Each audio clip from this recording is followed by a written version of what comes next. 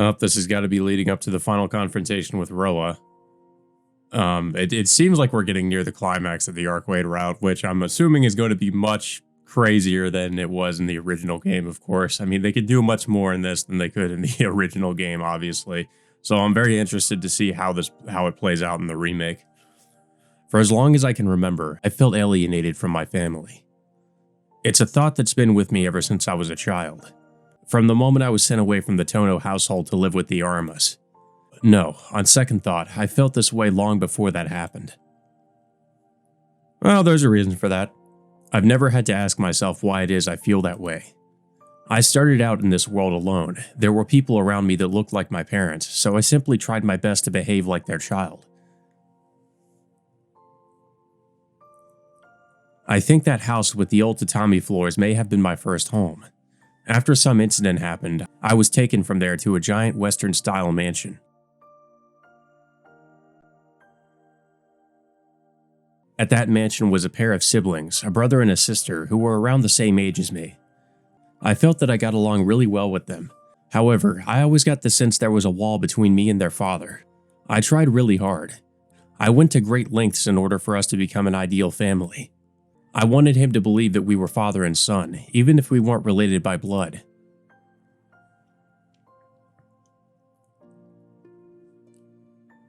But even that came to an abrupt end. After getting involved in a major accident, I was taken to the hospital. No one came to visit me, and my eyes went haywire. I'd been alone before, and in the end, I was alone again. I began to feel as though I should simply stay like that and fade away. So I guess Shiki really must realize he's not, that he's actually adopted. Or at least, I did until I crossed paths with that magician, beautiful as the clear blue sky.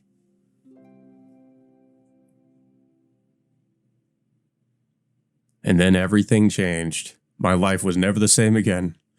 A nostalgic dream. I'm alive. I mumble those words in a daze.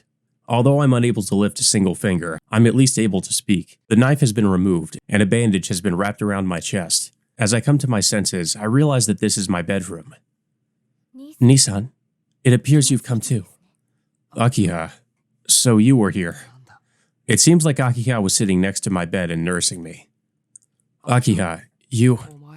I stare at Akiha, unable to fully grasp the situation. She awkwardly averts her gaze. Well, about this wound. I can't tell her I got it from that guy, from Shiki. Or Roa, I guess. Shiki or Roa, either one works, I suppose. Actually, hold on. How is Akiha so calm about the fact that I received a wound like this in the first place? Well, because let's just say Akiha has some secrets of her own. You normally send someone with a knife sticking out of them straight to the hospital. It's okay. Just make yourself comfortable. I got the gist of what happened from those people. Those people? You mean Senpai? Akiha nods, her eyes never leaving the floor. The fact that she can't look at us while she's, talking about this, I feel like it kind of says a lot. It's like, okay, what are you not telling us? This is a problem. She said she got the gist of it, but just how much does she actually know? Since I don't know exactly how much Senpai has told her, I can't afford to ask any careless questions. Are we actually going to choose a question to ask her, though? So, Akiha, where is Senpai right now? I granted her use of one of the guest rooms, so she's probably resting as we speak. I wouldn't normally let such a miscreant inside the mansion, but I can't deny that she saved you. It would be rude to turn her away. Akiha must be in an even less forgiving mood than usual if she's pulling out words like miscreant. But leaving that aside, Nisan, that wound on your chest is from Shiki, isn't it? She doesn't beat around the bush. Akiha jumps straight to the heart of the matter. I told you I heard the gist of what happened, didn't I? Though, even if I hadn't, it'd be clear from one look at you what had happened. My throat seizes up from a combination of shock and nerves. The way she said that makes it sound like she's known about Shiki the whole time.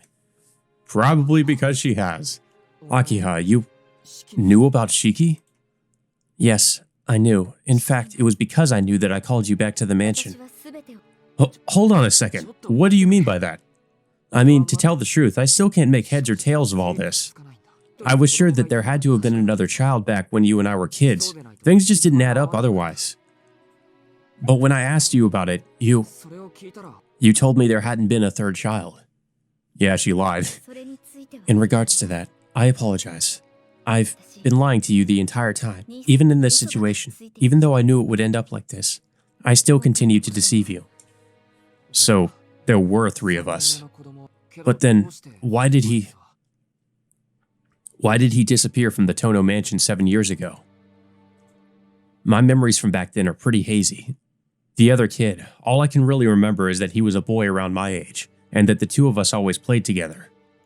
Every now and then, we would go behind our father's back and go outside to play with Akiha. And yet, I don't remember anything else.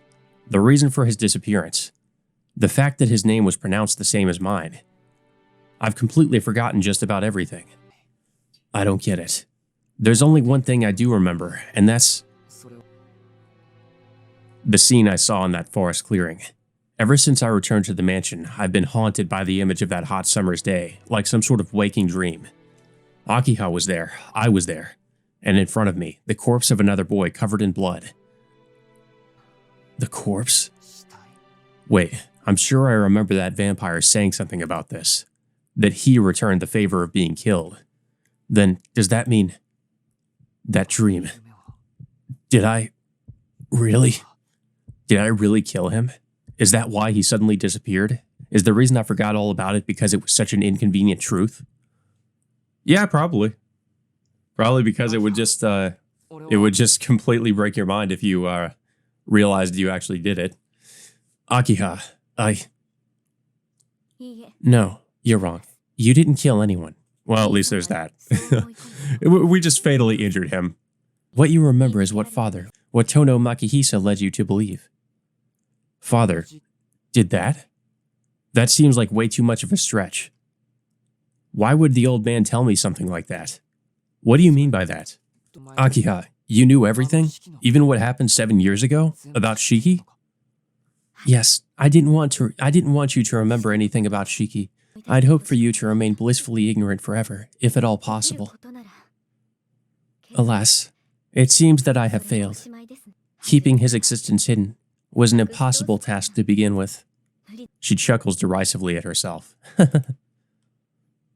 Turning to look me straight in the eye, Akiha begins to speak. Nisan, you've heard from those people that the Tono family is a special bloodline, correct? This may be hard to believe, but the Tono blood is mixed with that of something non-human. At least, that's what Father drilled into me for my entire childhood. Of course, I didn't really believe it initially, but then something happened that left me no choice but to accept it. The incident 7 years ago, when you were killed by Shiki. You're saying I was killed by Shiki? Akiha nods silently. But that can't be right. If anything, it's the opposite. The collapsed blood-soaked figure was Shiki, not me, and I could have sworn that guy mentioned something about payback for being killed. The details vary from person to person, but as a general rule, the deviant blood that runs in the members of the Tono family grows stronger with age. This blood isn't exactly something you could consider good. The xenogenetic material mixed in with the Tono bloodline carries a survival instinct different to that of humans. If you consider the human part of that mixture to be reason, then the foreign part would be instinct, or the id. Akiha, I know, this may be a lot to take in all at once, but just be quiet and listen for now. However, it is only in old age that members of the Tono bloodline cease to be human. There had never been a case of someone inverting during childhood, at least not until my brother, until Shiki came along. The abilities possessed by the members of the Tono family vary from person to person. There are those whose outward appearance barely changes at all, and those whose bodies change drastically. Shiki is a perfect example of the latter. The latter? You mean that his physical characteristics changed? That's right. As for why Shiki went mad at such a young age, I haven't got a clue. His inversion that day came completely out of the blue. And when it happened, the one he attacked was you, Nisan. Shiki attacked me? Badump. The scar on my chest throbs. It happened in that clearing in the forest. Shiki slashed you across the chest and you were on the verge of death. That's when Father rushed in and stopped him. Once Shiki had lost all reason, the only way to stop him was to kill him. The head of the Tono family has the duty of disposing of inverted family members. All this to say, the image you have of Shiki covered in blood is likely from after Father had dealt with him. Well, at least that must have alleviated a little bit of Shiki's guilt. There's something I'm still forgetting. Something else happened back then. I feel like there's something extremely important that I'm missing, but I just can't remember what it is. And there's something else. I'm convinced that somewhere within those memories I can no longer recall, I took the life of something with my own two hands. Well, he did take Arcueid's life at least. There's that, he did take that person's life. Regardless of what anyone tells me, I feel like I killed someone inside that forest. Fortunately, you were able to survive by some miracle. After that, it is as you remember. We took you to a hospital under the false pretext that you had been involved in an accident. It was because of that incident that I was chosen to be the next family head. A person who has inverted even once can never be allowed to be the next head of the family. With Shiki no longer fit to be the successor, I was raised to become the next head as the only other person related to Father by blood. I see. So that's why the responsibility of being the family head fell to Akiha. Wait, hold on. Akiha, that can't be right. I mean, the one that inverted was Shiki, right? Wouldn't that make me, well, normal? I'm surprised. Nissan, do you really not find any of this hard to believe? Come on, there's no way you'd make something like this up, and, well, I guess I'm sort of used to hearing things like this by now. Anyway, let's get back on track. I want to know why you were chosen as the head, and why I was sent to live with the Arumas. The answer is simple. You could never have succeeded the Tono family in the first place. To think that you've managed to forget even that. If only we could have kept up that facade forever. Akiha? Nissan, you're not a true member of the Tono family.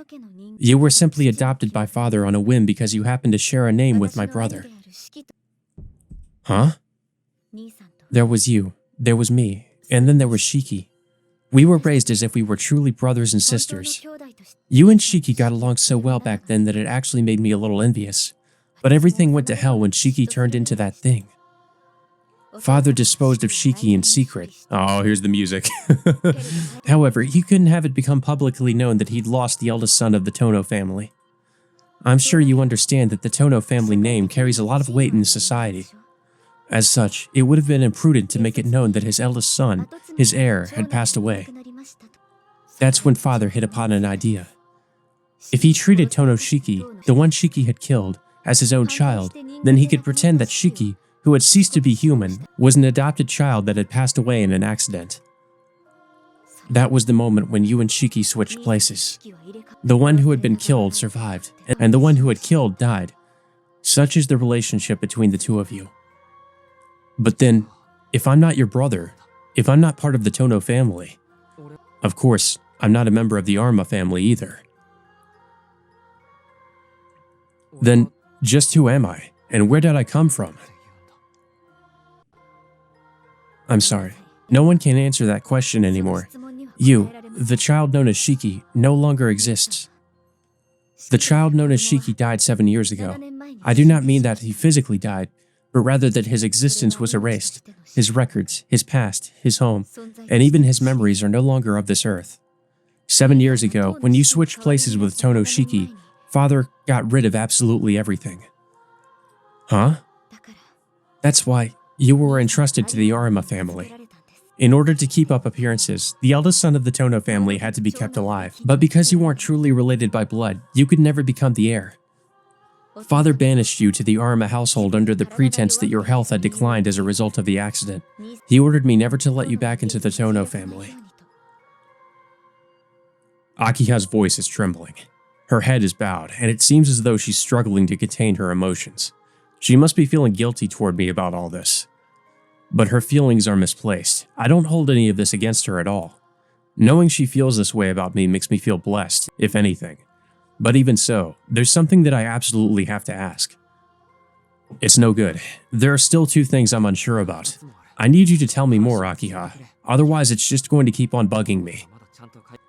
Question number 1. Well, I guess this one's more a point of clarification than a question. I understand that I'm not a real member of the Tono family. I also believe you when you say that the Tono blood isn't exactly normal.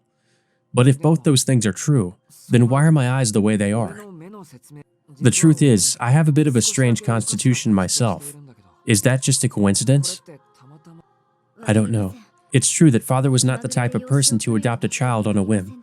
Perhaps there was a reason why he adopted you in the first place. I see. Well, it doesn't matter to me who I really am at this point. You don't have to worry about it either. I think I'm lucky to be alive. By all rights, this wound should have been fatal, right? The fact that I'm still here is a blessing in itself. That's right, but more importantly. Question number 2. Why is Shiki still alive? Nissan, It doesn't make any sense for him to still be alive, does it? Shiki succumbed to the Tono blood and inverted or whatever, right? Once he did, he killed me, and then the old man choked the life out of him. But if that's what happened, there's no way he could still be alive.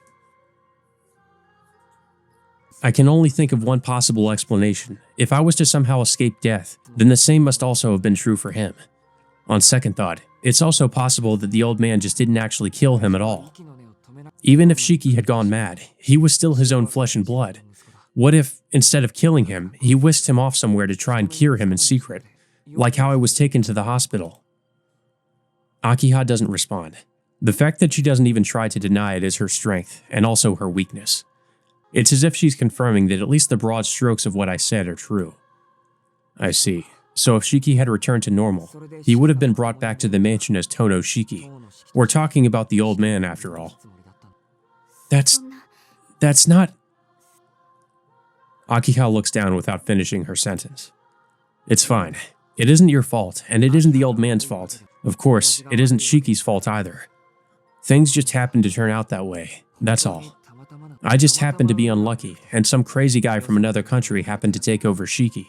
The only one who's truly in the wrong here is the one who drove Shiki mad. Akiha continues to hang her head in silence. Our conversation ends here. To be honest, I didn't really want to find out all this stuff about myself. But that's not what's important right now. I need to go and find Arcueid as soon as I possibly can. Sorry, I'm a little tired. Would you mind leaving the room so I can sleep? Of course. If that's what you'd prefer. Akiha heads for the door. Akiha. I call her to stop. There's one more thing I want to ask her. What is it, Nissan? Well, why was it that you called me back to the mansion? I'm not even your real brother. Please don't ask such foolish questions. To me, the word brother refers to you and you alone. You may have forgotten, but I have always felt this way. Ever since we were children. You were the only one I ever considered my brother, Shiki. Akiha leaves the room, the door swinging shut behind her with a thud. She just loves her Nissan. She loves to ride her Nissan.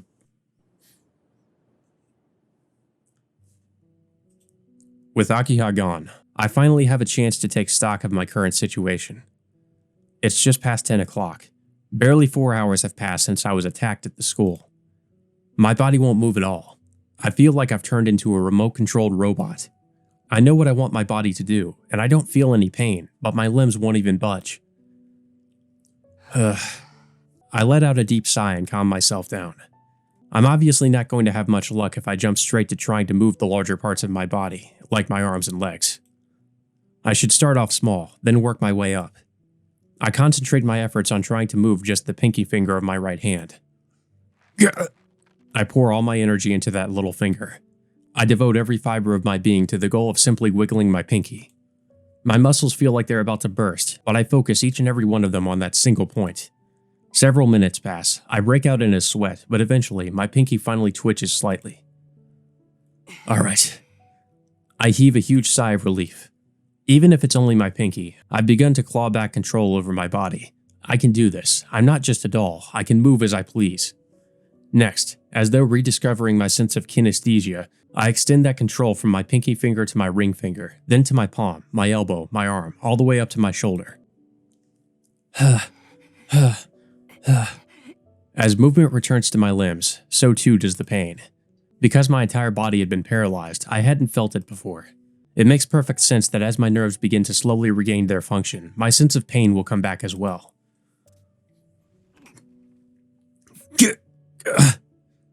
A sheen of sweat forms on my forehead. My body is racked by a sharp, piercing pain. But if I don't regain control of my body, I won't be able to leave this room.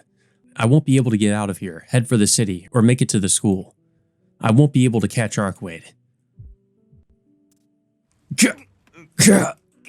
Fighting back my nausea, I haul myself upright in bed. I did it. I'm sure it's going to take everything I've got in me just to walk, but that's okay. It's already a miracle that I managed to survive after Roa stabbed the point on my chest. It would be pretty presumptuous of me to ask for anything more than that. I take a look at the stab wound on my chest.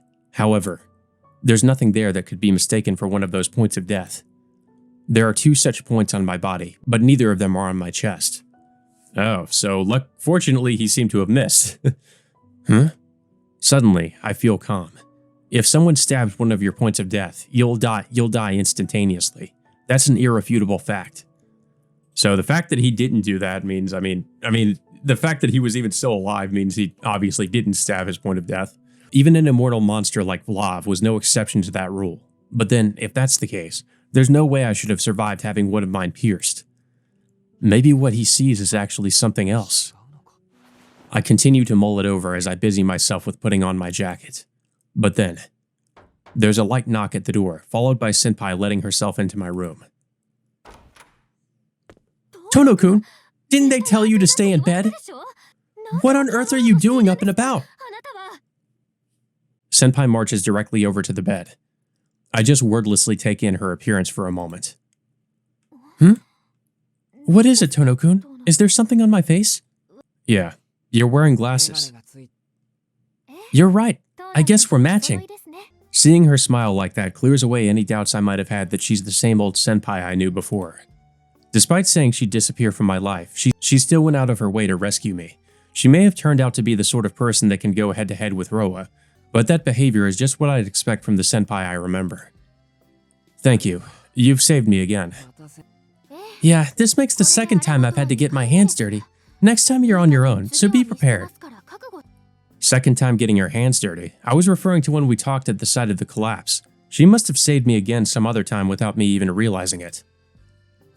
You know what's weird is that the game kind of acts like they had somewhat of a relationship before this, but they'd never really talked at all in the Arcueid route. I mean, maybe I just made the wrong choices, so they should have, I guess, because I do know in the original game, there definitely was more conversations between her and Shiki, but in the remake, it's like she's pretty absent from a lot of the Arcueid route until near the end, really. It's like the beginning and the end. And then they're kind of acting like that they knew each other fairly well when that's not really the case. I mean, actually, there should have been a scene where she was joining Shiki and Arihiko for lunch, but that didn't happen. And then they acted like Arihiko knew who she was. So I don't know. I feel like I must have made a choice that skipped over that scene. Maybe that's probably what happened. I guess if somebody who has played this wants to confirm that for me, because it kind of seems like that might be what I did. I see. So this was the second time. Fine, I'll be prepared. I'll definitely get them before they get me next time. I stare right back at Senpai as I say that. Tono-kun, don't tell me that you haven't learned your lesson. I'm just a victim here, so I'm not sure how much of a lesson there is to be learned. He came at me without any warning. There isn't really anything I can take away from that. Well, that's true, but Tono-kun, aren't you a bit too eager? I don't respond to Senpai's words right away. I don't know what kind of face I'm making right now. All I know is that this is no time to be sitting back and doing nothing. Senpai, can I ask you a question? No, is what I'd like to say, but I don't think that would stop you, would it? Go on then. I'll happily answer your questions if it means you'll stay put. I'll keep you company and chat for a bit. Senpai takes a seat on the chair that Akiha had been sitting on earlier. I'd honestly expected her to try and stop me, but I guess I don't actually know what her true intentions are. It's time for more exposition dumps. Is Mario here as well? And what about Noel-sensei? Sensei is recovering at home. Mario is downstairs discussing things with Akiha-san. The two of them are working out what to do from here, and probably trying to probe each other for weaknesses while they're at it. Senpai says all this as though it's no concern of hers. Even though she's connected to Mario, it seems they're not particularly close. Well, if you remember how they interacted, that would make sense. They don't seem to like each other. Alright, here goes. That guy from earlier was Roa, wasn't he? That's right. He's the host for this current reincarnation of Roa. The one who robbed you of your life 7 years ago, Tono Shiki. Did Akiha fill you in on the details? Yeah, she did. Senpai, are you getting along with Akiha all of a sudden? I got the impression that she despised you a lot. Yeah, she despises us. Akiha-san hates the heresy hunting profession I belong to as a whole. She doesn't seem particularly fond of me personally either. Well, maybe it's a little more than just your ordinary run-of-the-mill hatred. I feel that we'll be at each other's throats the minute this current matter is dealt with. With a smile on her face, Senpai says something rather frightening. I see. Well, let's put that aside for now. Going back to Roa, has he been living at our school? It seems he's used a number of places as his hideout in the past, but for the moment, he's taken that school building to be his stronghold. I believe that he's been forced to take action after Arcueid went around exterminating all of his dead. In other words, Arcueid still hasn't found Roa. In that case, there's still a chance I can catch her. Tono-kun? Sorry, I was lost in thought. So why did Roa choose our school as his hideout in the first place? And also, is that guy really Roa? He seems totally different from the person I'd been hearing about. Yes, anything you'd heard before doesn't necessarily still apply.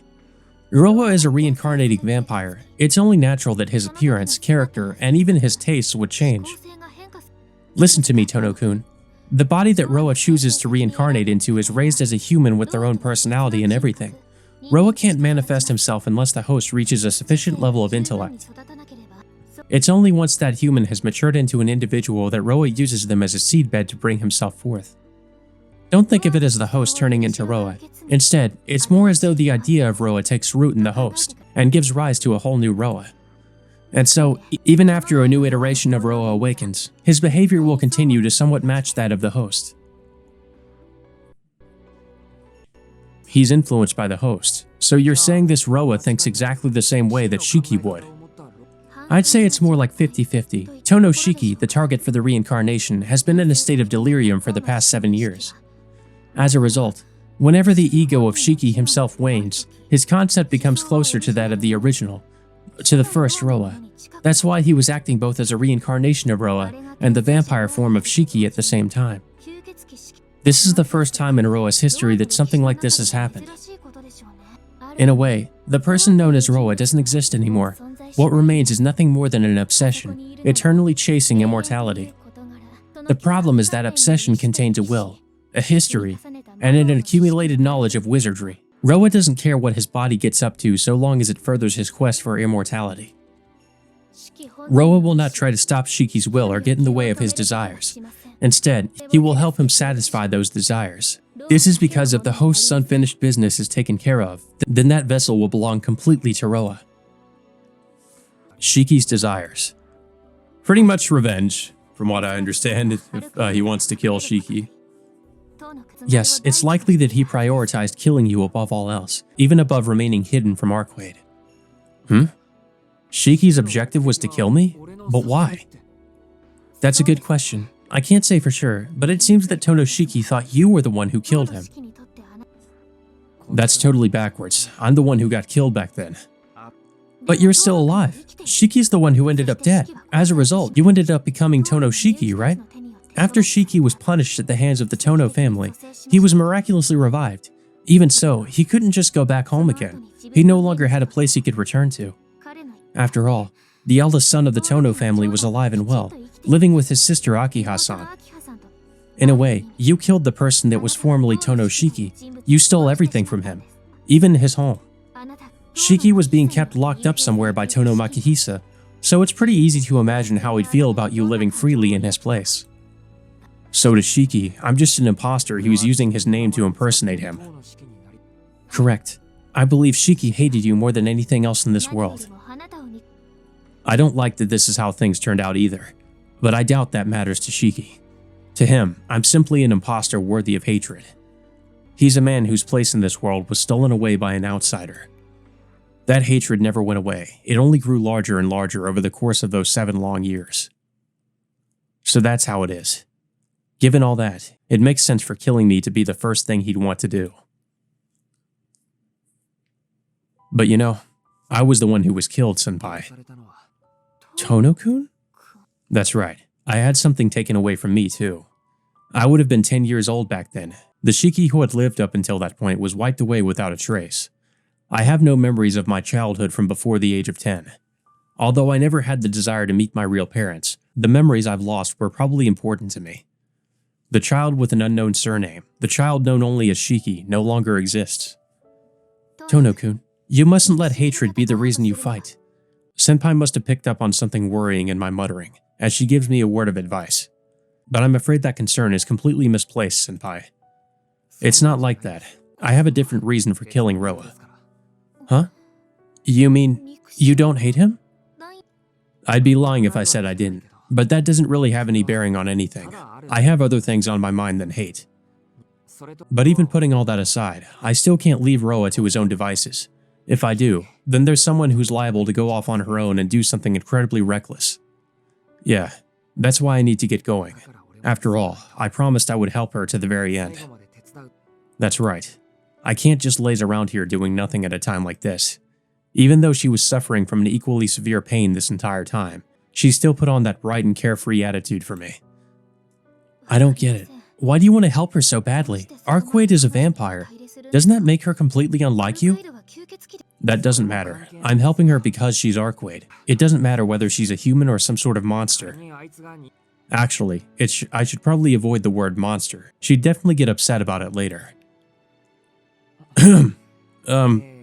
Even if she was a mermaid, it wouldn't change anything. That's how deeply I've fallen in love with who she is. I look Senpai dead in the eyes and tell her how I feel. She puts her hands to her cheeks. It seems she's blushing for some reason.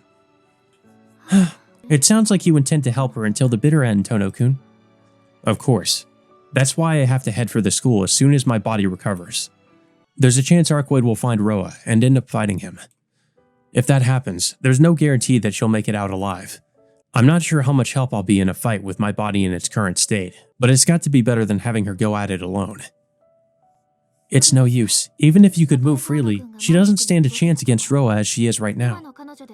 She doesn't stand a chance? How can you be so sure of that, senpai? It's basic arithmetic. Right now, she's struggling to hold back her vampiric urges after they've already overcome her once. As a result, her abilities have degraded even further, to the point where she's barely half as powerful as Roa. Your power is also less than half that of Roa's, so even if you were to help, you two still wouldn't be able to hold your own against him. Not to mention that she's already on the verge of death. Even though her abilities have weakened, she still continues to hold back her urges. In human terms, it would be like trying to move around with a collapsed lung. What? What the hell? What do you mean she's on the verge of death? It's true that she's in a lot of pain, but there's no way she's actually dying. Of course, she cannot recover so long as she uses her strength to suppress her vampiric urges. If she wants relief, she would have to suck someone's blood. But Arcueid isn't going to suck anyone's blood again, right? That's why she will continue to drive herself closer and closer to death the longer she chases after Roa.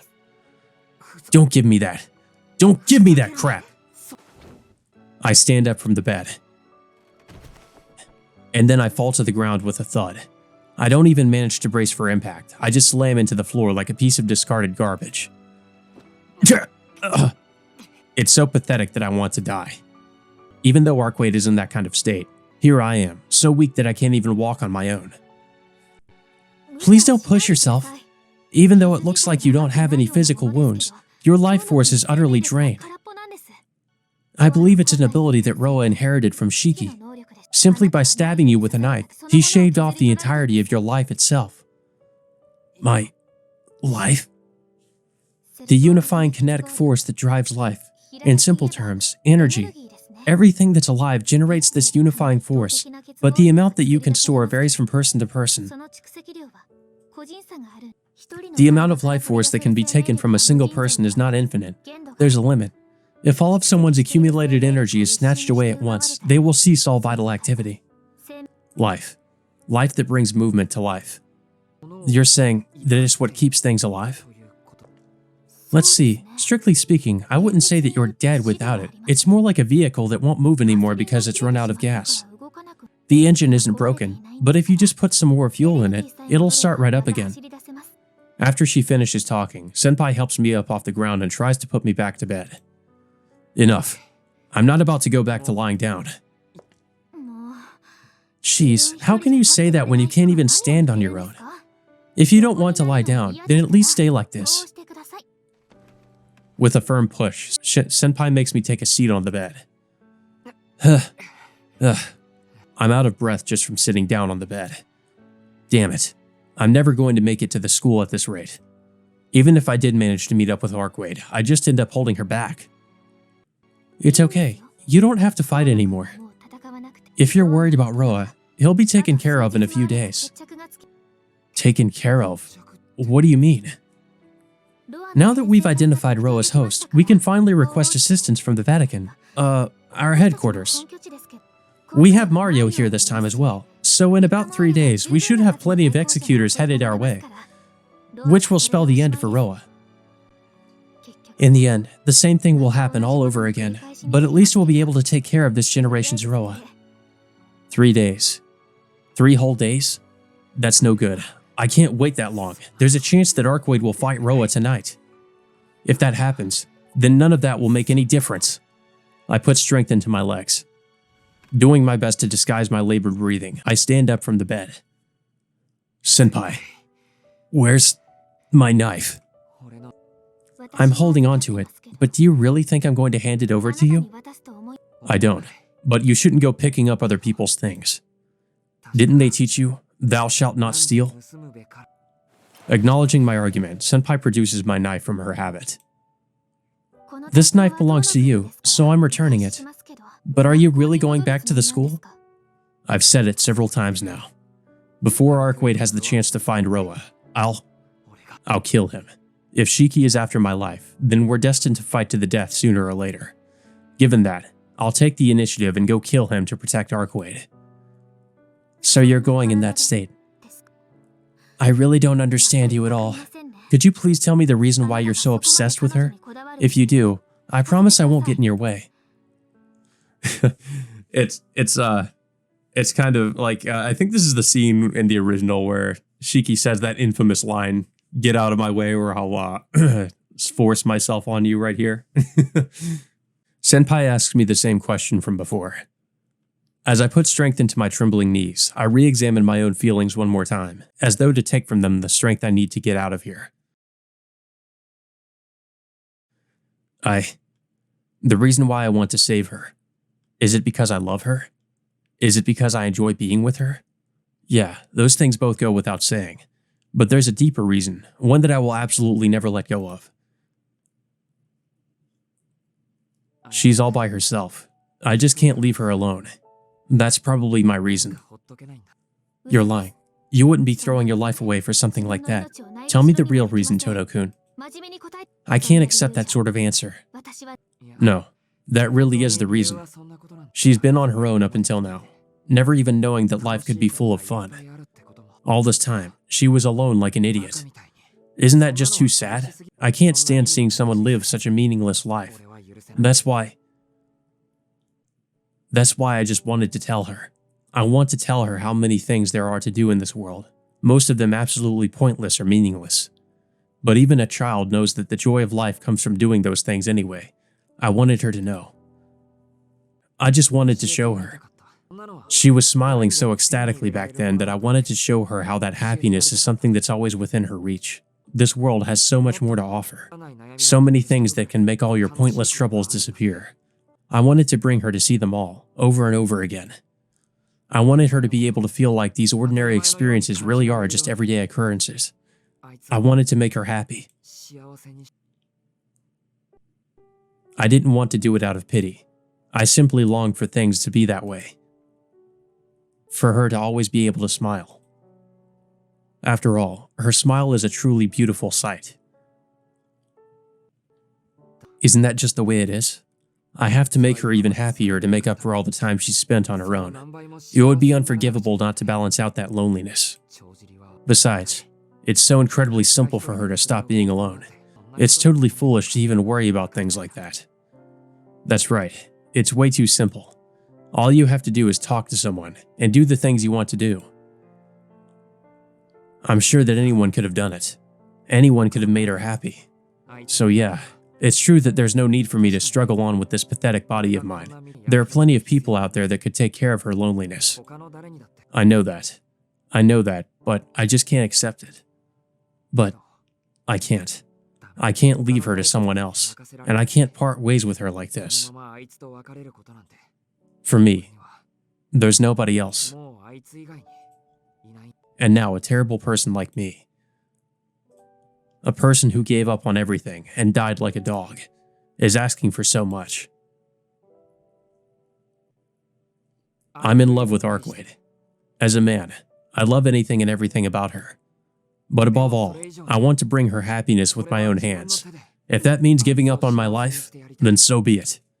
I don't want her to disappear like this. That's all there is to it, senpai. Yeah, that's all there is to it. I want to place Arcueid's life above even my own.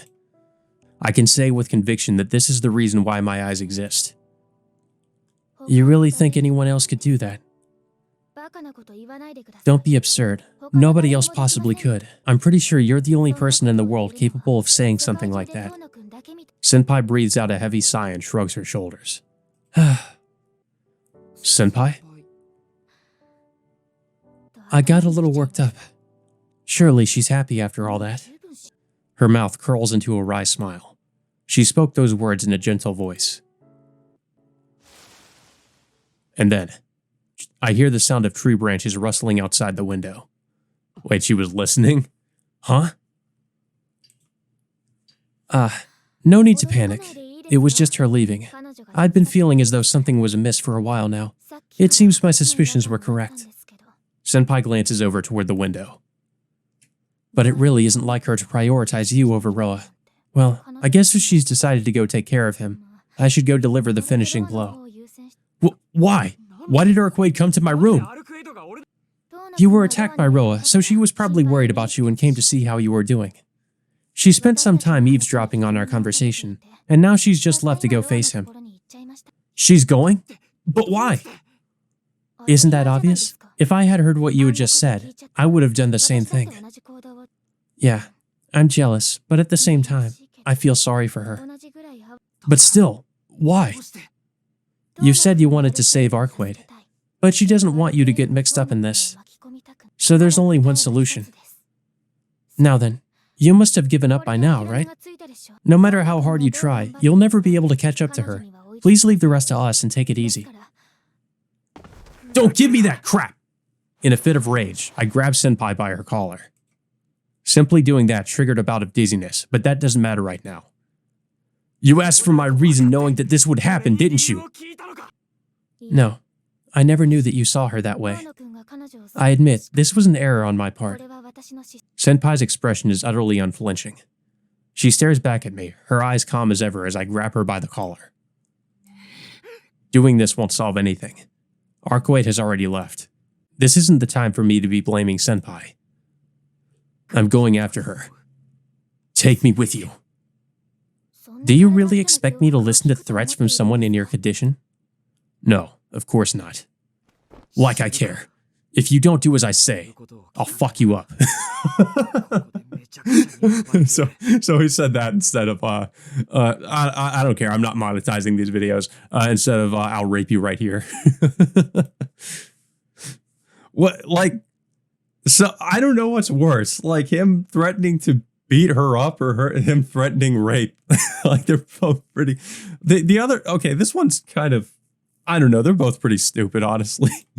And they're kind of out of character. Well, the other one's definitely out of character. I don't know if Shiki wanting to beat up women might also be out of character. I'm not sure. Maybe he does want to beat up women. Who knows?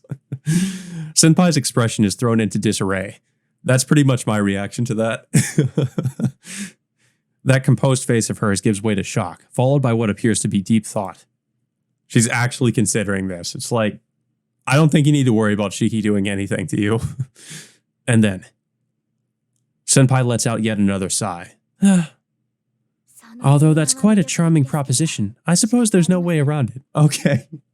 Okay. How is I'm gonna beat you up a charming proposition? It could just be a translation thing. Maybe he did say that same line. Because if he did, as messed up as it is, like, that kind of makes a little bit more sense as to why she would say that. I mean, okay. I don't think Seal has, like, any weird fantasy, like, rape fantasies or anything like that. But she does definitely like Shiki and probably wants Shiki to do things to her, let's just say. So it kind of makes a little bit of sense. But that just makes no sense the way it's translated here. I'll beat you up. Well, that sounds like an interesting proposition, but I'll have to pass. What the hell? It's just more hilarious, honestly. This was a blunder on my part, so I guess I'd better accompany you to the end. Senpai removes my hands from her collar and circles around to my side. I'll be taking you along, so please behave. Huh? I don't even get a chance to be surprised. With a hup, Senpai hoists me up off the bed. If Akiha-san sees us, she'll try and stop us. So let's use the same route that woman took. Huh? Right. Wait, CL-senpai? I hear a light tap as she kicks off. Senpai leaps out of the open window, carrying me in her arms. I'll beat you up right here if you don't do what I say. Well, that sounds like something I'd be interested in, but please don't do it. Beneath the flawless moon, there leaps the beautiful Avatar. She springs from the roof of one building to the next. Never stopping, never slipping, her flight is straight as an arrow. Her destination has already been decided.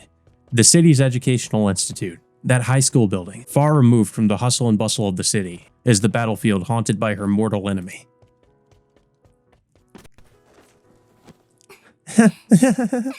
Barely 2 kilometers separate the mansion atop the hill from the school. With her powerful legs, she'll reach her destination in a matter of minutes. It's a dance she's well accustomed to. An action perfectly calibrated for the task of running her opponents through, with no wasted motion. To many dead apostles, her form is synonymous with the thunder of death. However, on this particular night, the path she carves through the air is warm and tender. I love you. I love you. I love you. I love you. As she looks up to the sky, she releases her pent-up emotions to the heavens. Because if she hadn't, her chest may have burst open.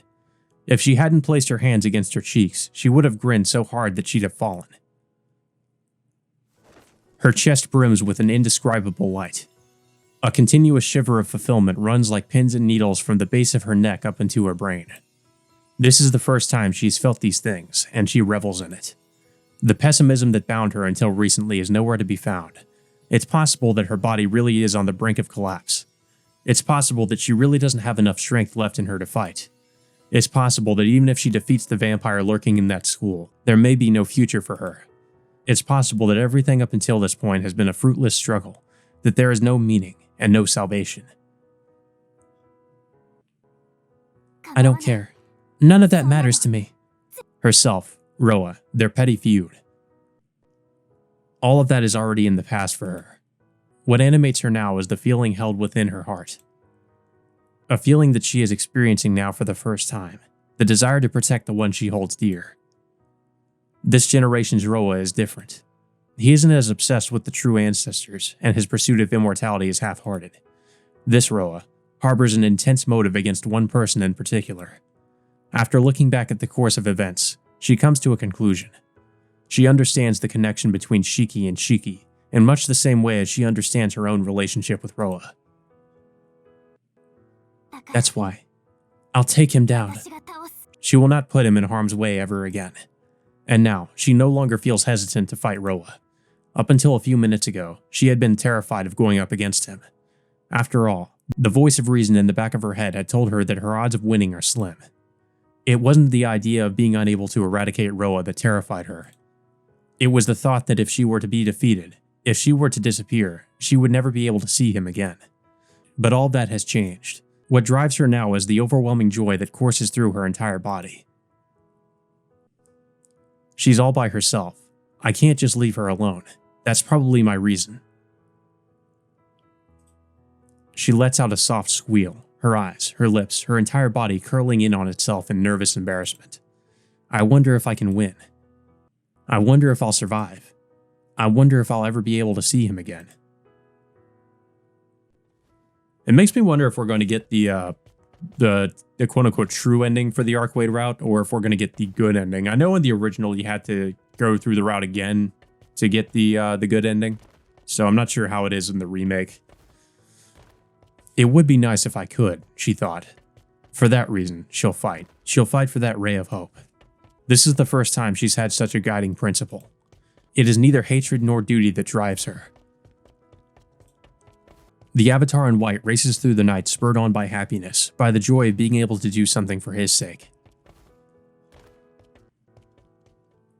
I have nothing that I can give you in return, but at least allow me to thank you for this warmth inside my chest. I'll take down that enemy of yours. She decides to use all of her remaining strength and end things tonight, once and for all. Even now, the memory of those precious few seconds burns in her heart. She smiles, knowing that those simple words were enough to make her 1,000-year journey worth it. The power of love. It conquers all. Just like the power of friendship.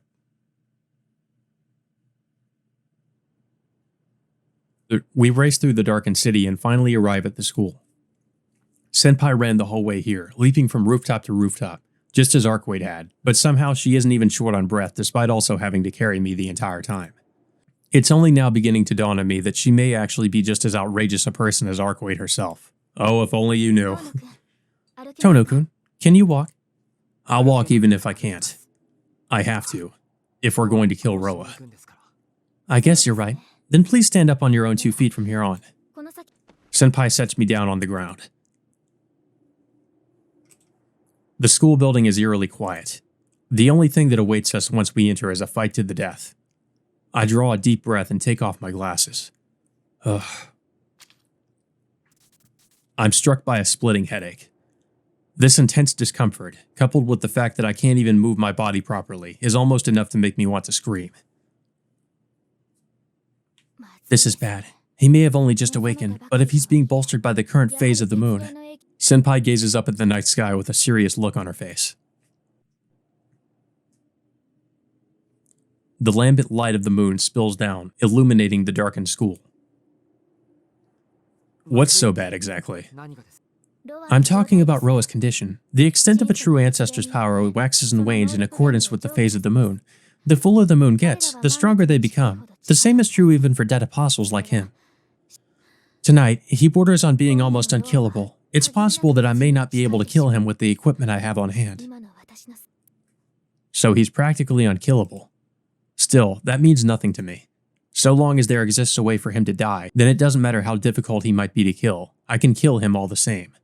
I just need him to get close. It doesn't matter if he pierces my chest the instant after he does. If he gets close, I'll skewer his death in less time than it takes to draw a single breath. But still, it really is bright out tonight. We'll have a hard time sneaking in under the cover of darkness. I normally love nights when the moon is shining bright like this, but I suppose today is something of an exception. Senpai breathes out a sigh. The night is blue, frozen in place beneath the brilliant light of the moon. Beautiful as it may appear, it puts the death of existence on full display. Is that so? Personally, I hate bright moonlit nights. Tono-kun? Creak. My brain creaks. Yeah, he can't really stay like that for too long. Because unlike the sun, the soft light of the moon reveals things I'd rather not see. Sunlight strong enough to overpower the lines, or even complete darkness would be more comfortable. Creak. It isn't pain that's causing my brain to grate like this, but the knowledge of what's coming next. The world looks even more messed up than usual tonight. Everything seems like it's on the verge of death. It's as though I've been transported to the barren surface of the moon. Although, with things the way they are, the chances of me being unable to see Roa's death are vanishingly slim.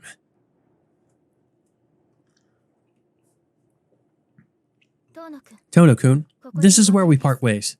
From here on, you're on your own. I'll be taking a different approach. A different approach? Senpai, are you planning on doing something? Come on now. You do understand that I'm also here to deal with Roa, right? It's just that this incarnation seems to be more powerful than usual, so I'm not about to rush in and face him head on. Once he's finished killing you and Arcueid, I'll use that opportunity to rain judgment down upon him. Senpai remains completely deadpan as she informs me of her battle plan. Yeah, I'm glad I can count on her not to try and gloss over the hard truths. I understand. I know it's selfish of me, but I'll be relying on you to clean up if it comes down to that. Right. This is as far as I'll allow personal matters to interfere with my work. You're fighting for her sake, aren't you? In the same way, I'm also fighting for my own reasons. That's why I cannot help the two of you any more than I already have. I understand. Thank you, Senpai. I'll go ahead and say this now, since this might be the last time we see each other. I really liked you. Hanging out and shooting the breeze with you and Arihiko was really fun. Yeah, that never happened. That never happened, though. I swear, I must have, not chosen something that led to those scenes. Now I'm kind of frustrated that I did that. I think it's because, I was, occasionally looking at a guide, so maybe it didn't steer me in that direction.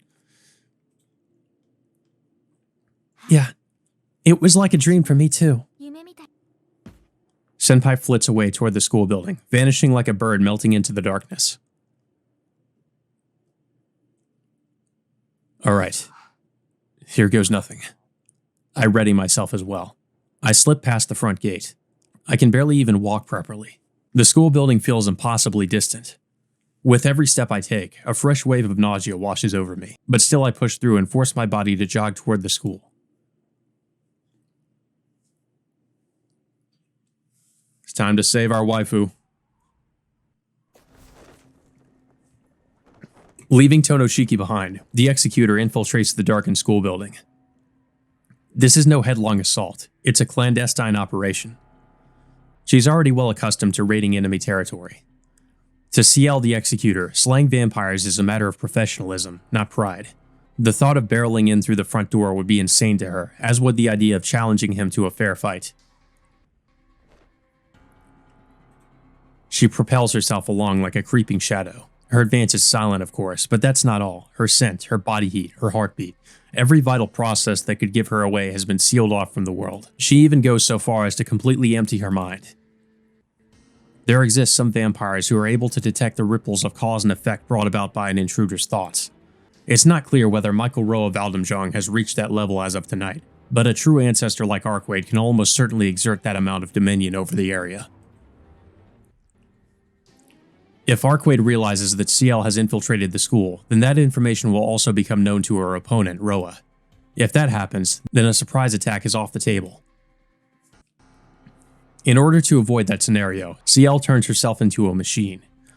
An automaton that only follows the orders she's laid out in advance, unthinking, unswerving. CL mechanically advances on the blind spot that will spell Roa's inevitable death. Through detection magecraft, she can sense what's going on around her. Roa lies in wait in the gym, surrounded by the vast number of magecraft formulas he's inscribed. I imagine it's like she's using X-ray vision in a stealth game or something, like she's just seeing through walls and can see where he is. Arcueid is moving toward the gym through the connecting hallway. Sparks crackle across the concrete face of the building. Odd, the magical energy that Roa has been gathering up until now is jockeying for supremacy with Arcueid's own magical energy. If CL hadn't sealed off her thoughts, it would have reminded her of a powder keg. The concentration of magical energy is almost electric, and even the slightest movement could set off a reaction that would blow an intruder sky high. Will Tono Shiki make his way through there? Even a thought like that won't present itself now. She is nothing more than a killing machine, making her way from the courtyard to the rooftop. Not even the appearance of Roa himself would be enough to shock her out of her trance. In addition, what the hell is that? Huh? Over there. Over there is something that makes her doubt her own eyes, a ghoulish herald of death. The abnormal creature clings to the wall. Even for CL, who has dispatched countless dead apostles and other monsters, this grotesque beast is something she has never even heard of, let alone seen. Looks like something that came out of Bloodborne has appeared in this game again. Its outer skin is as hard as bark, yet still as supple as leather. Its abdomen is distended and misshapen. 6 legs protrude from that abdomen. It's some kind of spider creature. It's like those creatures we saw, the ones we saw before.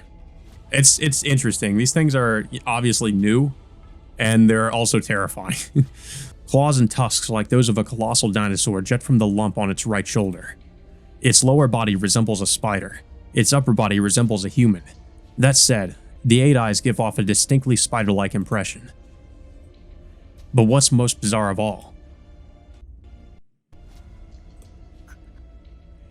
is the murky and jumbled consciousness being given off by that aberration, which she can't pin down as either hostility or outright bloodlust. Faced by it, she senses a murderous impulse strong enough to make one curl up and accept death. Faced by it, she senses hostility so extreme that goosebumps break out all over her body. But she has never run across a consciousness like this before. She has no way to analyze it. This thing probably isn't even written of in the church's documents. No ordinary human can fathom the origin of such a consciousness. It reminds her of an oil painting from a certain renowned artist. A single-minded depiction of a city enveloped by the blue gloom of night, daubed over with the moon and stars. It's as if she's been transported to an entirely different dimension. Without realizing it, CL begins breathing again. All thoughts relating to Roa, Shiki, and Arcueid vanish from her mind. The only thing that fills her now is a primordial fear.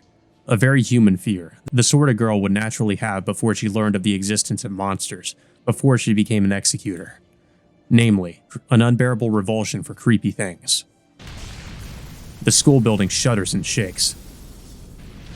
Its steel frame groans under the stress caused by the magical energy that had filled the air, detonating in a chain reaction. This isn't the work of that creature. It's the start of the fight between Arcueid and Roa. Shit! She was only a few seconds too slow, but it cost her dearly, realizing she's lost her chance to assassinate Roa. She immediately switches gears, focusing on her new target. Oh god. It lunges. It isn't clear whether the creature is a bug or a beast, but its 3-meter-long body comes skittering across the face of the building all the same. The shaking of the building doesn't seem to faze it at all. Now only 8 meters away, the unknown monster aims its collection of disgusting arms at CL. Oh god. Reminds me of those hands from Elden Ring. The arms lash out like whips. Recognizing the stench they give off as that of a dead apostle, CL manages to regain her composure. So this is a new species of ghoul. Roa must have stationed it here to stand guard against her. It makes complete sense when you think about it. Still standing on the ground, CL takes stock of the enormous ghoul clinging to the wall. Although its entire body bristles with lethal weapons, there are only 2 that deserve special attention. The tusks sprouting from the lump on its shoulder, and its enormous left arm. The tusks on its shoulder aren't intended for close combat. Instead, they're almost certainly, as she suspected, they're missiles designed to shoot prey from a distance. If a projectile that massive scores a direct hit on her at that speed, her body will be smashed to smithereens. Even as she darts upward and away, the arms continue their single-minded pursuit.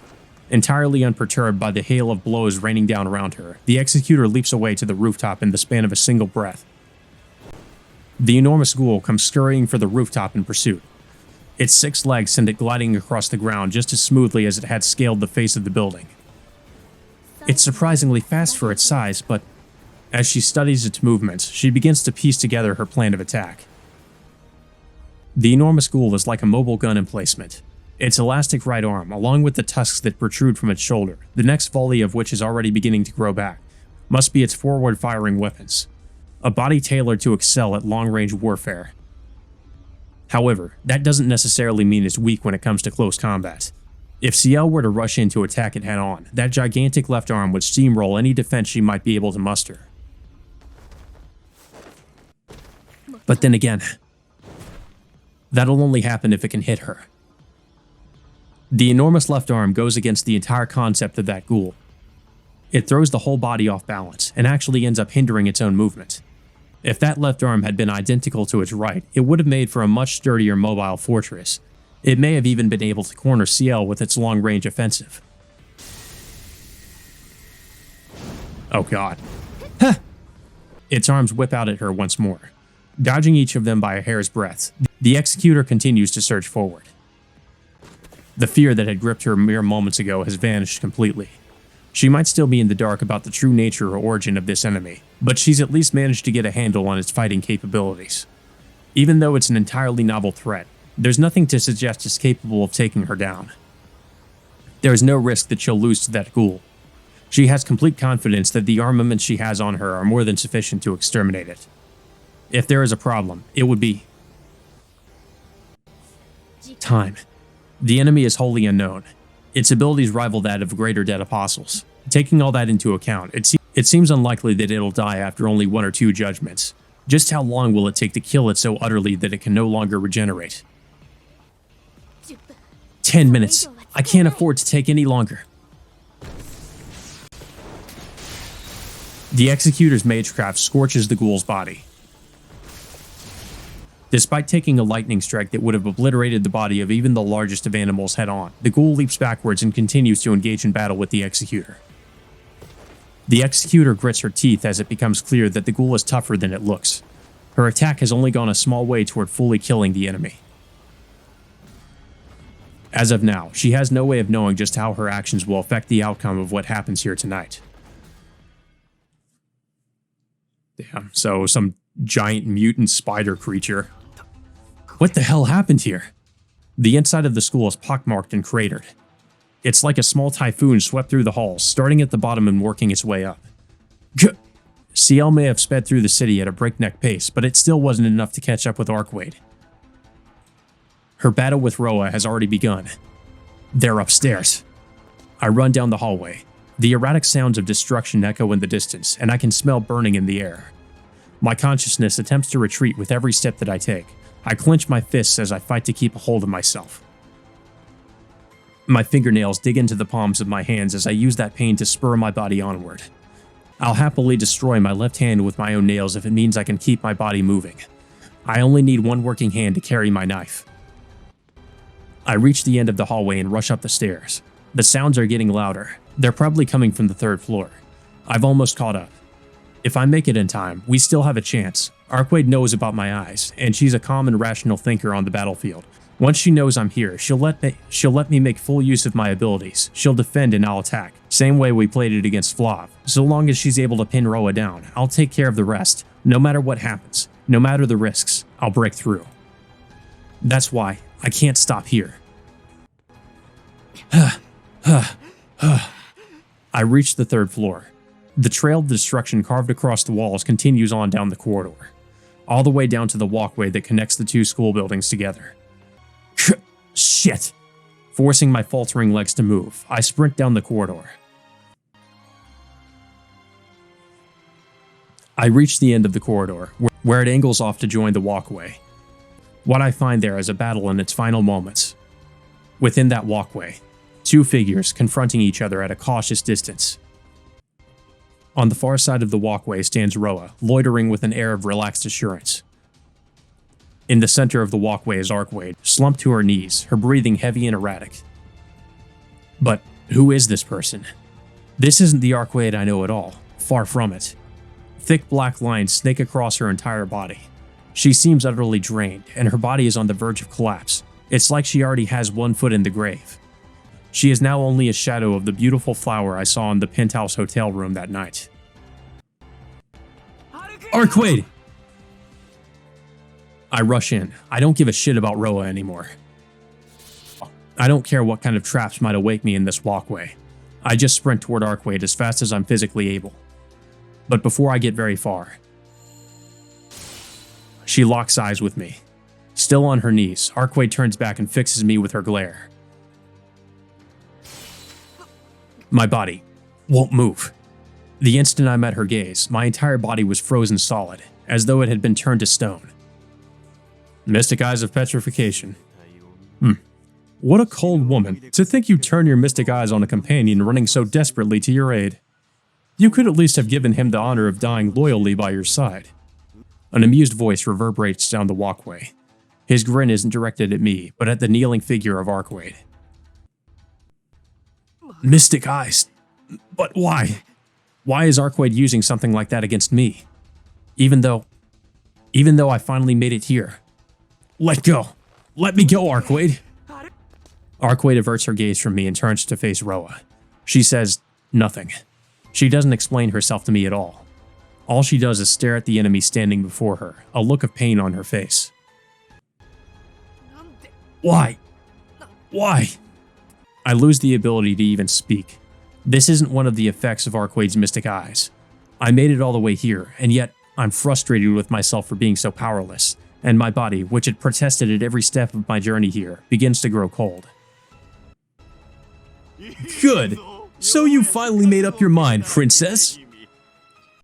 I have to say you've made the right call, especially considering that your back's up against the wall. After all, if you don't kill me now, there will be 2 pitiful corpses by the time this is all over. If you don't want that, then show me that last bit of pride of yours. Roa. Roa takes one step toward Arcueid, then another. Each time he advances, a part of his body contorts and is wrenched off. His shoulder, his stomach, his limbs. But the effects only last a moment. His body immediately restores itself, and he shows no signs of slowing down. But this really is something, boy. It seems like the princess has decided to cross swords with me to save your life. However, you would have been terrifying had you been the princess you once were. But now you're nothing more than an ordinary vampire. You cannot truly make use of your power as a true ancestor. How sad.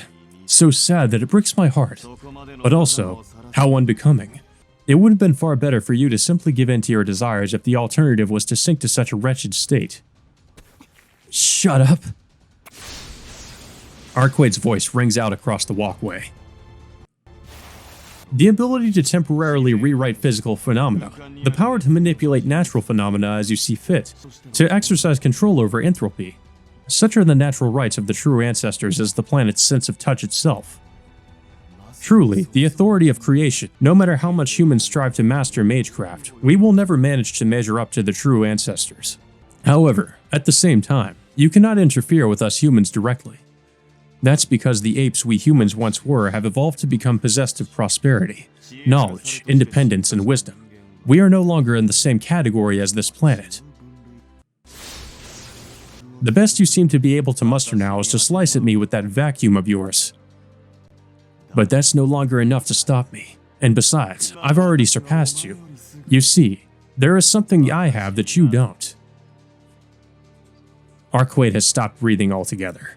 The air she's giving off feels incredibly dangerous. It's as though she's abandoned her own self to better focus on gathering her strength. You understand, don't you? That's right. It's the experience of death. While I understand that feeling, you do not. That is the crucial difference that separates the two of us. It is impossible for a living creature to have experienced death. That knowledge is reserved exclusively for me, the Reincarnator. Don't do it. The space around Arcueid begins to warp and distort more and more violently. I have to stop her. I have to stop her right now, even if it means grabbing her, spinning her around, and slapping her across the face. Because if I don't, then everything...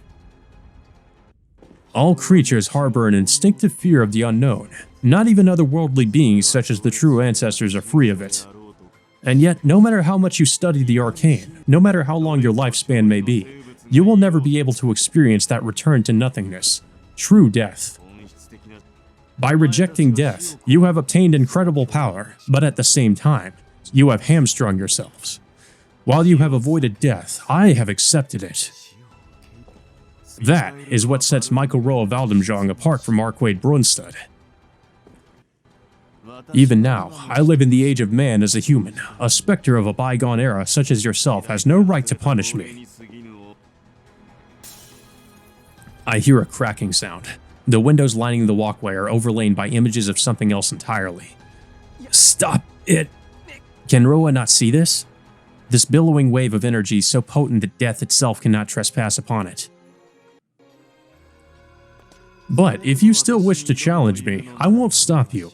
You can experience firsthand the retribution for these past 1,000 years. After that, yes, I suppose I'd better fulfill this body's purpose, slowly, so as to savor every minute of it. The corners of his mouth twist upwards, his smile the sharp sliver of a crescent moon. Roa has finally turned to rest his gaze upon me. He said that he would savor killing me, that he'd follow through on the vendetta carried by his body, by Shiki. How dull. Are you finally done blathering, serf? Arcueid's surroundings transform. It's as though her desires have altered the blueprint carved into the memory of the planet itself, rearranging its constituent atoms, its atmosphere. Yeah, the school now looks like a castle. You're right. I have deteriorated. But that's okay, she declares silently. She takes a steadying breath, as though confirming once again in her heart that she doesn't regret it one bit. Begone. I will not let you kill my Shiki. Arcueid's become yandere Arcueid. The world is turned upside down, replaced by an unfamiliar landscape. Even from my position outside the universe she's created, I can feel an invisible pressure bearing down on me. I can't even begin to imagine the fear that Roa must feel, trapped as he is within that space. Okay. It's gone. There are no Magecraft foundations here, or Ether. Hold on. Magecraft can't be enacted under these conditions. It's not just that the magical energy here is depleted. The very order itself is incomplete. It's almost as if... Arcueid solemnly raises her hand. My voice won't come out. This is bad. This is really bad. At this rate, she'll kill Roa. But if she does, she'll also die. These last vestiges of her, barely clinging on as it is, will be lost without a trace. Even tormented by this knowledge, I still can't manage to call out to her. I see. So this is that which forms the Celestial. My pantheon. The original one that brought me to corruption. Oh, blessings upon thee. Blessings upon thee. Blessings upon thee. I had it right. My theory was correct all along. Even under the crushing weight of despair, the vampire howls ecstatically. She trapped him in a cube? With a look of pure contempt. Ooh. Oh shit, she trapped him in a cube and she crushed it, I guess. She eradicates the man as though swatting an insect. Well, that's definitely a different outcome than I expected. When I open my eyes, Roa's body is nowhere to be seen. Did we win? It was disfigured, torn to shreds, and then flattened. The walkway is back to how it looked before. It seems that the vision I saw was only temporary. The walkway itself hasn't changed. The only difference is that now, all that's left of Roa are his ankles. However, the battle is not so easily won. You truly are the Lord of the Mystical, the firmament that seals off the cosmos itself, something as yet beyond human comprehension. The ankles move. With a splashing sound, they begin to walk on their own across the sea of blood. As they move. Oh, okay, so he just regenerates from his ankles. With each step they take, they begin to regain their shape. The ankles sprout thighs, the thighs knit together to form hips, and from there a torso, then 2 arms. That is horrifying. Yet the advancements made by Magecraft can overcome such divine deeds. Advancements such as this one, automatic incantation, triggered just as the user is about to perish, is something that's been perfected in recent years. My voice doesn't reach her. Still on her knees, Arcueid no longer even bothers to lift her head. It was meaningless. It has always been meaningless. Your voyage through life has been meaningless ever since that day 800 years ago. Why? Because to me, the death of the flesh is little more than a rite of passage. Even if my body were to be eradicated here, I would be reborn into the world of man once again. Know this well. I am the perfection of immortality itself. I have fathomed death, its darkness. Over and over again have I overcome that nothingness. Well, that was close. I was right to choose tonight of all nights. If it hadn't been a full moon, reviving from nothing more than my ankles would have been impossible. And as for you, princess, you will not be able to revive from the wound I'm about to inflict.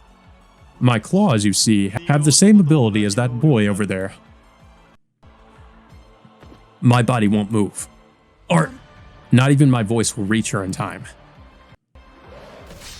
Having fully revived to his original state, Roa slices Arcueid across the stomach. He does it effortlessly, as though simply severing a line. There is no rending of flesh, there is no spilling of blood. Oh. Thud. Arcueid crumples to the floor. This is the power that comes from experiencing death. It's ironic, but I didn't work out how to wield this power by myself. He's the one who gave me a taste of how to use it. Of course, it was no big deal once I got the hang of it. As someone who has seen death countless times, it isn't all that hard to read the death of things. Speaking in a triumphant voice, Roa kicks Arcueid's body away. He sends her flying in my direction. Arcueid! My body moves. Arcueid's mystic eyes must have lost their hold over me, which would mean that her powers have failed her. Shaking off that line of thought, I take her body in my arms. As soon as I pick her up, a shiver runs down my spine. Arcueid's body is frighteningly cold. The heat she still manages to give off is barely that of a candle's flame. I put on my glasses out of an instinctive fear. Roa is still right there in front of me, but I couldn't care less about him. Right now, all I want to do is save Arcueid. Arcueid! I call her name. Her closed eyelids slowly flutter open, as though she were waking from a deep sleep. That wasn't very cool, was it? Her cheery attitude is beginning to fray around the edges. Even so, Arcueid smiles enchantingly. What are you talking about, you idiot? Why? Why did you? My voice catches in my throat. I want to say something more, something better, but my mind is an absolute mess. I mean, just how am I supposed to remain calm? The body heat I feel as I cradle her in my arms is already desperately faint. If I hadn't put on my glasses, I'm sure I'd be seeing something that would give me even more cause for despair. That is something that I never wish to see. Why? Why? Why? Those useless words are all that I can manage. Growing more and more frustrated with myself, I embrace Arcueid harder than ever before. But she doesn't embrace me in return. There's no strength left in Arcueid's body. All that she can do is put on a happy-looking smile. You're kidding. Right, this must be a joke. Why? Why did you do all of this on your own? We're partners, aren't we? I said I'd cooperate with you, that I'd help you right up until the end. You're right. You did say something like that. I guess I must have forgotten. You can't go forgetting something like that. Doesn't this make me the lowest of the low? I told you that I would help you. I promised that I would. But in the end, I couldn't do anything. No, that's not true, Shiki. You helped me plenty of times. That's why you've done enough.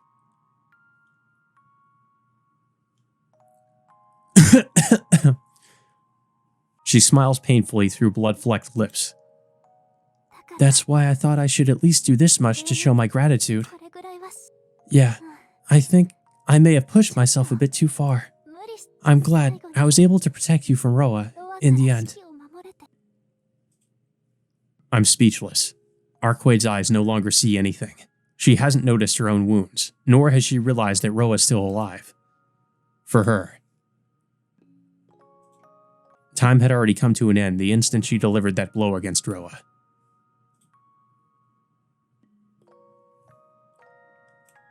That's enough. Please stop. I can't speak. My throat refuses to form words. But even so, I need to uphold her dream. Thank you. You saved me. I feel like I'll go insane. I couldn't even lie to her convincingly. The color begins to fade from her eyes.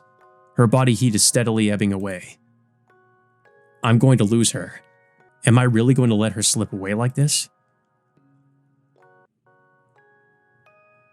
Arcueid? What? Drink my blood. Your strength will return if you do, won't it? I shout out those words without thinking. Arcueid doesn't say anything. Instead, she responds so feebly that it's almost imperceptible. By shaking her head. Why? Why are you still afraid of it? Listen to me. Do you remember what you said a couple of days ago? You asked me if I'd still eat birds or fish even if they had the same level of intelligence as me. I'd still eat them. I'd eat them because I have to if I want to keep on living. Isn't that the natural order of things? To take the lives of others in order to survive? These are the words that she herself had said. But despite that, she shakes her head, a look of sorrow in her eyes. I don't like talking about what ifs. Words of rejection. Those were the words I had always said. She told me this herself, that she liked what ifs and hypotheticals, that they made her feel like there was some kind of salvation out there. Is that right? But I like them, even if they're nothing more than sophistry. Don't they make you feel like there's salvation out there somewhere, is what I wanted to say. But there's a lump in my throat. Because of it, I wasn't able to get those words out clearly. I guess so. But right now, there's something I want more than that. Something you want? Sure, I'll do anything for you, so tell me. Yeah, I want you to kiss me. Is that it? Is your one wish really for something so simple?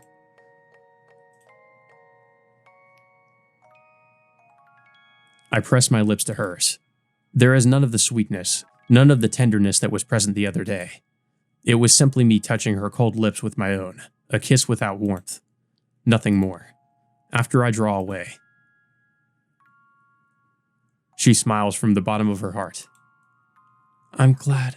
I always wanted to do something like that. I see. You have some strange aspirations, don't you?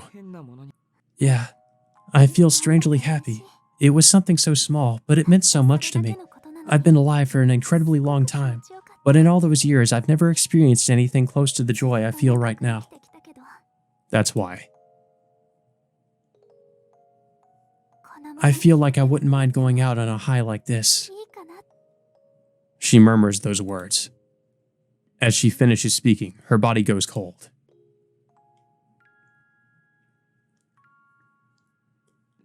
Well, shit. Arcueid? So it pretty much did happen the same way, but there are some differences. There's no response. Even though her body's still here. Even though it still lulls softly in my arms. Even though my eardrums still clearly remember the sound of her voice. Never again. Will I never be able to relive those moments with her ever again? Just what have I been doing all this time?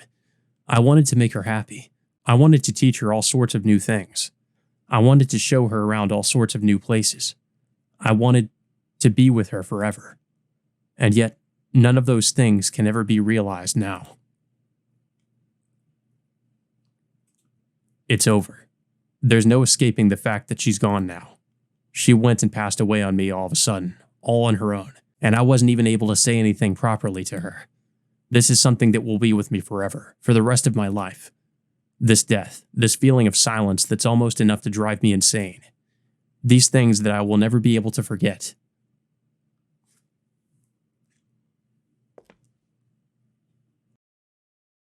Step.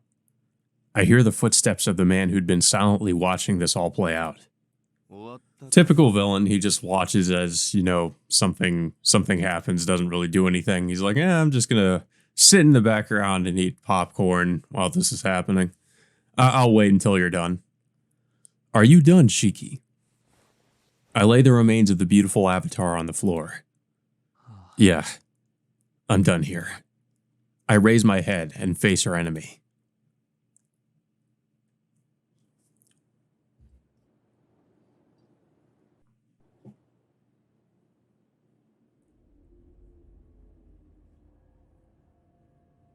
It's time. Take off the glasses. It's time for the mystic eyes to come out.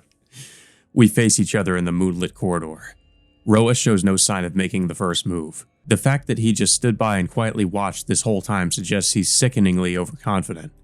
Well, yeah. Which is another trait of a cliche, a typical villain trait. It's like, surely you cannot defeat me. I'm too powerful. I must say, I didn't expect you to still be alive. Roa addresses me as if nothing has happened. I take off my glasses and ready my knife. There you go. I wonder if humans that can see death also have a knack for avoiding it, irrespective of whether their life force is strong or weak. Well, it could also be that you just don't know when to give up. I'm not the only one desperately clinging to life here. Both he and I are barely half alive, still shambling along after we failed to die properly the first time. Those who have returned from death are the only ones who can truly understand it. A fraction of those people, such as you and I, come to possess special abilities. I had to experience death 16 times before I finally arrived at this facility, yet you did so only after experiencing it once. No doubt it boils down to a simple difference in talent.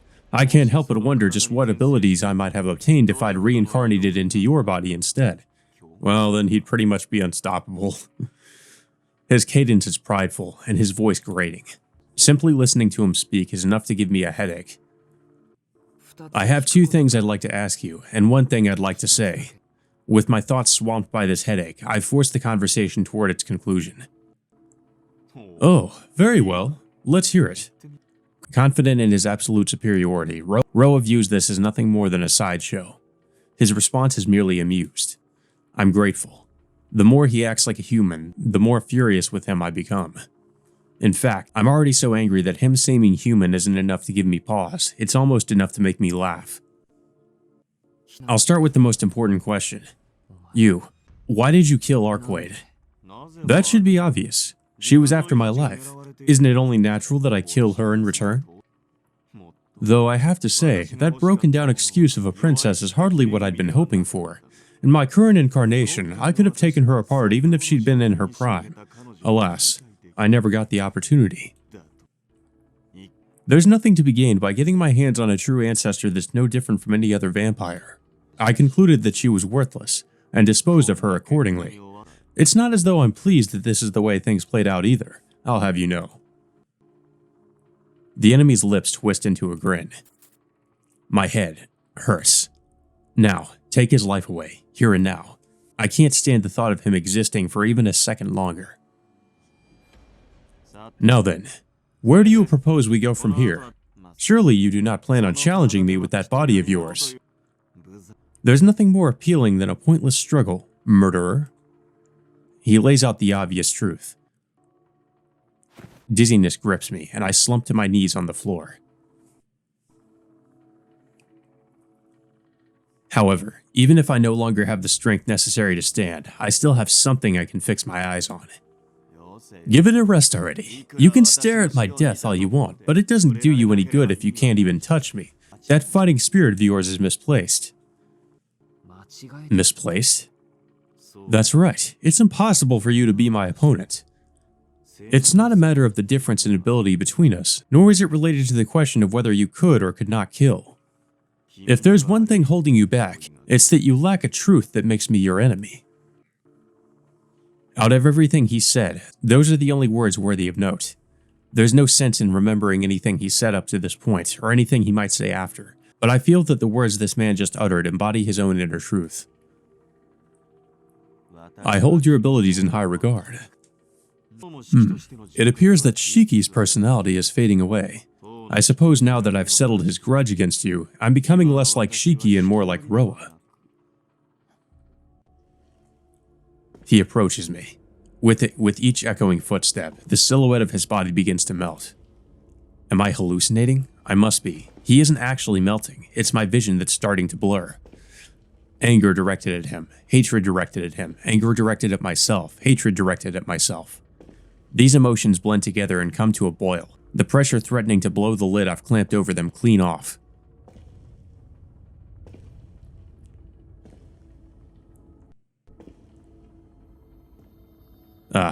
From the other side of my brain, the cries of cicadas are beckoning to me. Something is bubbling up from the pit within me. In other words, something dreadful is... Don't you think this power is magnificent, Shiki? You should be delighted. We are the only ones capable of possessing these mystic eyes of death perception. It would be a terrible shame to do away with such a rare ability. All the more so because you and I are cut from the same cloth. We can understand each other better than anyone else ever could. What better quality could one hope for in a partner? You're saying that I should ally myself with you? Not at all. I'm saying that I will make you my partner. Your will doesn't even enter into the equation. I'll purge you of such impurities here and now. Relax. I'm going to suck your blood and pillage your soul. Once I'm finished, I'll turn you into a being that can wield death without hesitation. It doesn't matter how far away from me he is anymore. All that matters is that he's in front of me. All that matters is that he's alive. One more question. The things you see only apply to living beings, don't they? Yeah, well, Shiki can kill inanimate objects. Of course, if it's not alive, then it doesn't have a life. The points that are the source of life only exist on living things. I knew it. I understand now, vampire. I grip my knife. All vital activities, from my extremities all the way to my core, come to a standstill. My brain is filled with nothing but pain. But it's not enough. It's nowhere near enough. I must go beyond. I mustn't hesitate. The woman who warned me of the consequences is no longer part of this world. I don't follow. Those don't seem like very fitting last words. Well, whatever. Our little chat ends here. I still need to take care of that woman from the church who's skulking around. Rejoice, Shiki. Once I've turned you into my underling, your first opponent will be that woman you've been relying on. So I see he's channeling Kire.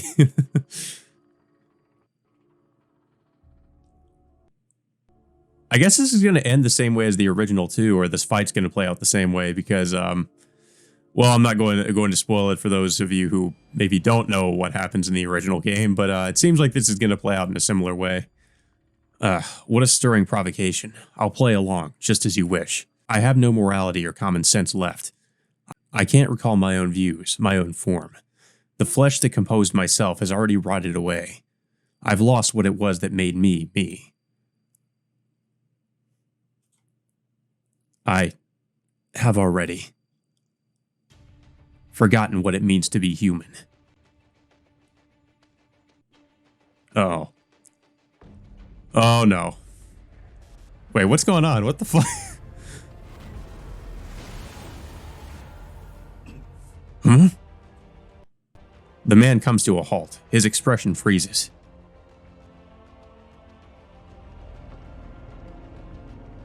His body, no longer rooted in the foundation called life, stiffens like a fetus.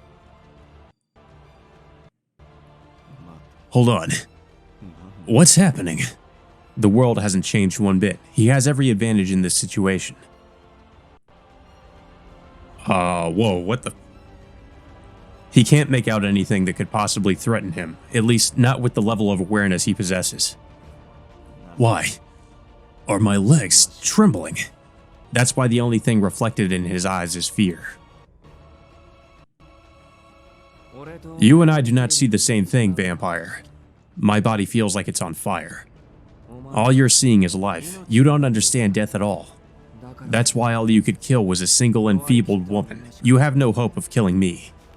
My brain glows white hot. If you could really see death, then you wouldn't be able to stay sane. What you understand is nothing more than the part that grants life. If you could truly see death, you wouldn't even be able to stand. You could liken it to the moon's surface, a cold wasteland where everything is dead.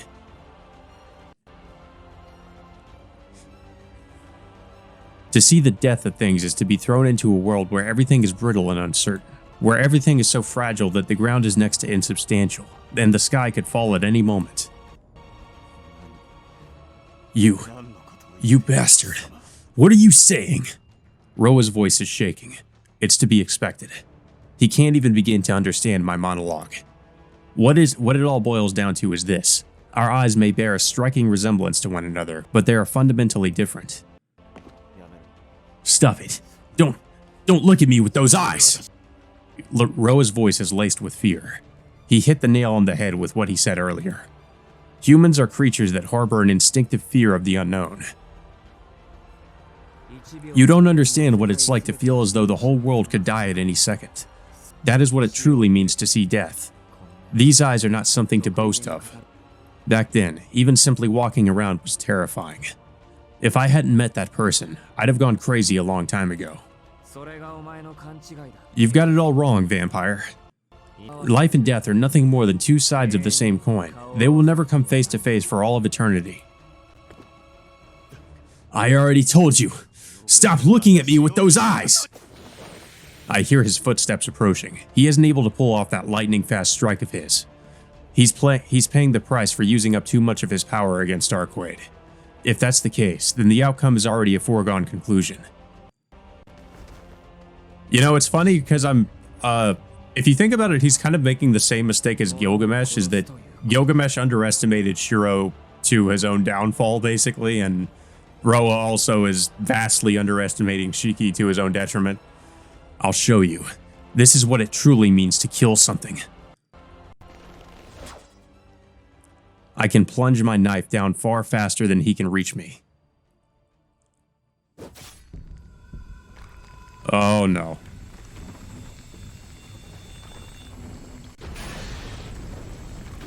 Yes, we can both die together. The instant I do, the entire walkway lets out a rumbling groan of resentment and disintegrates.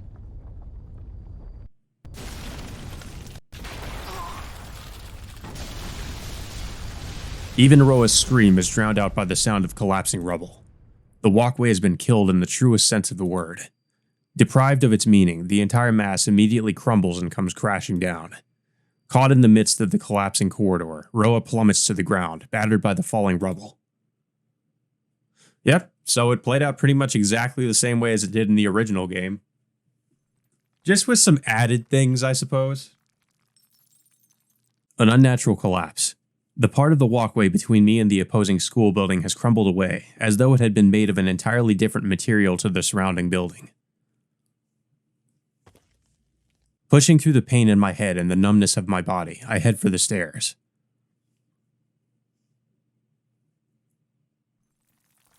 Under the moonlight, the courtyard has been transformed into a sea of rubble. From deep within, I can hear something clattering around as it moves. How pathetically he clings to life. My body is on the verge of collapse, but I drag myself up and over the heaps of rubble.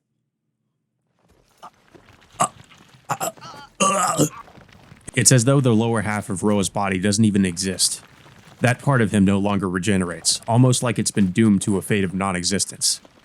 Even so, the upper half of his body has managed to crawl out from under the rubble. He's still moving around as though the death of his body doesn't even affect him. His life force is truly something to be admired. What the hell was that? He writhes, drenched in a pool of his own blood.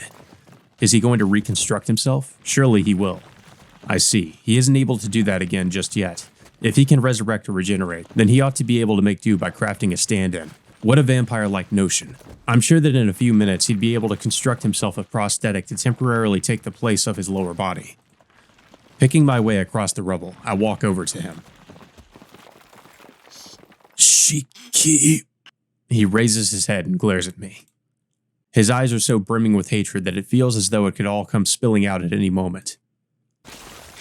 You monster! You monster! You monster! A hateful cry of resentment. His lower body begins to rapidly grow back. The blood that has soaked the rubble around us is absorbed back into his body, as though I were watching a tape being rewound. Which one of us? Putting my thoughts into words, I relax my grip on the knife. His point is slightly to the right of his heart. I plunge the blade in with a soft thud. It feels like cutting through paper. The sensation of death is not particularly dull, but nor is it all that special. He gasps lightly. This is a man who has experienced death many times, even if only imperfectly. He understands this feeling better than most people. There's nothing to be scared of. This is a journey you should be intimately familiar with. If there's anything different, it would be only this. This time, you won't come back. I pull out my knife and turn away. His life is already over. It came to an end swifter and easier than you could close your eyes. Well, it seems like CL didn't really help out this time, because I think she did in the original. Like, Shiki couldn't really kill him by himself. Or, I don't know. CL could still come to his rescue. Because I think, like, Roa actually does try to, actually does before he dies, like, try to kill Shiki. My consciousness begins to slip away. If my body is at its limit, then my mind is already long past it.